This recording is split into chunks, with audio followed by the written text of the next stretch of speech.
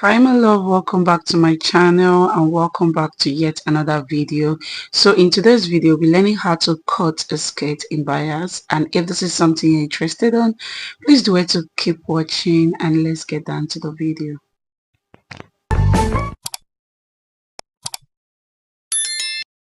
So this is the fabric I'll be using. This is a satin fabric and this is not up to 2 yards. So I'll be using one, it's not even up to 1.5 as you can see.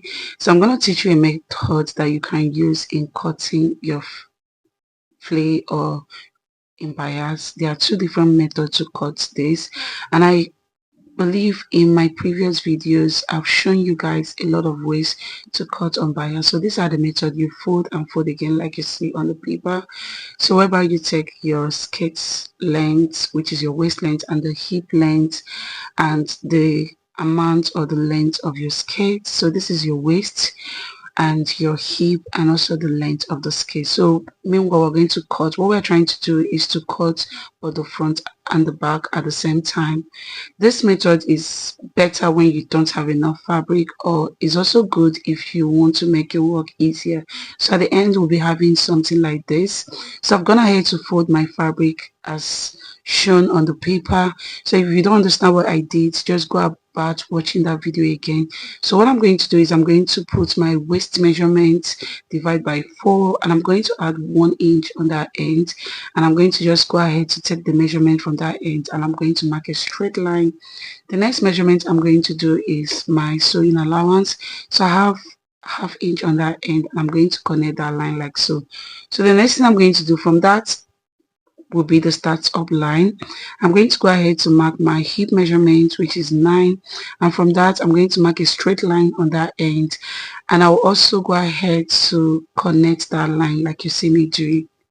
So what you're going to do is to divide your hip measurement, your 3/4 of your hip measurement, and I'm also going to add 1 inch like I did to the waist, and I'm going to connect that line like so. So go ahead and mark the length that you want this skirt to stop. So for me I used 32 because I wanted this to stop 2 inches above my new length or even more. So I went ahead in cutting this. I feel like I've done a lot of biased video, a lot of bias or flay video. That was why I didn't really show this part, and I'll just go ahead to open that part. Like I said, you end up cutting the both front and back at the same time. So just go ahead to open it up if you're following along and not just watching this video. If you're following along, you should have something like this. So we just have both the two panels together. I'm going to go ahead to open it up, and I'll also go ahead to pin this down like you see me doing. I'm going to pin both sides together, and I'll also go ahead to mark where we're going to fix our zip. So I've gone ahead to take the measurement at which I want my zip to stop. So do the same if you're following along. Then you're going to go ahead to sew straight to the end, and I'll also do the same thing on the other side.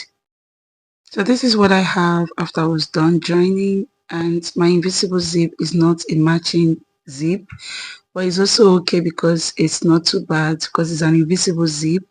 So I'll also go ahead to hem the down part of my skirt. So also do the same if you're following along on this method. All you have to do is just to fold and further fold again to do this.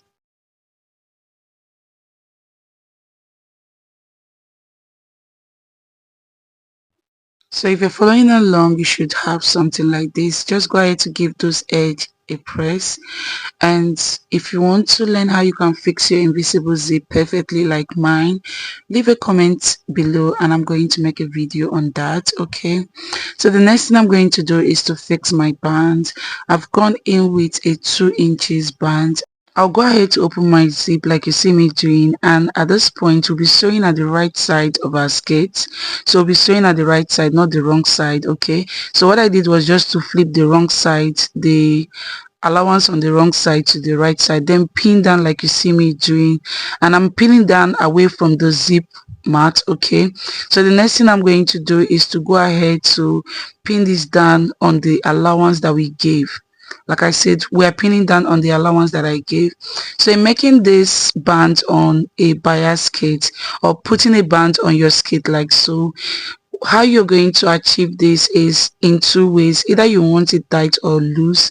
For mine, I wanted this loose on my waist, but if you don't want yours loose, all you have to do is just to take all 5 inches away from your waist measurement from the band and try to drag it to get to that point.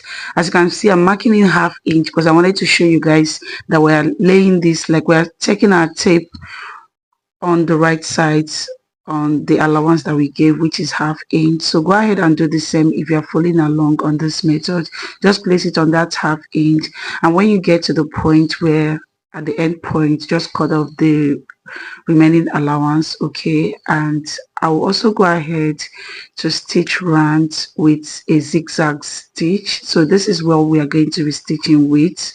So I've gone ahead to set this on a zigzag, and I will just go ahead to stitch like you see me doing.